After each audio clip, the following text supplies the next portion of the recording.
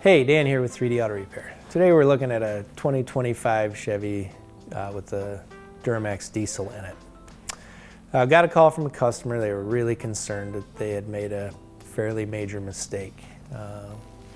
Not too long ago, Chevy changed the position of where you put your DEF fluid in back to where you add fuel to the vehicle.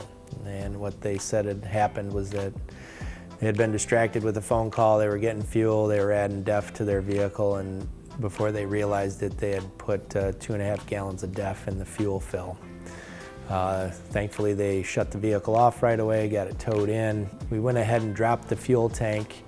As you can see here from the pictures, there's definitely quite a bit of DEF in the fuel. Thankfully, we were able to get that all cleaned out, drained out of the fuel. We went ahead and put fresh fuel in it, put some fuel treatment in it. They do drive the vehicle a lot, so we felt pretty comfortable with just a tank of fuel and some fuel treatment that the DEF that had gotten into the fuel rail would be cleaned out relatively quickly. They've had the vehicle now for 2 months and haven't had any issues with their fuel system. So thankfully they were aware enough to realize the mistake they made and get the vehicle shut off quick enough before they had any serious issues with their fuel system as far as injectors or the CP4 pump. So if you accidentally make a mistake like that, which is easy to do when you're on the phone or distracted by life's other things, please feel free to give us a call. We'd be happy to get those issues resolved for you.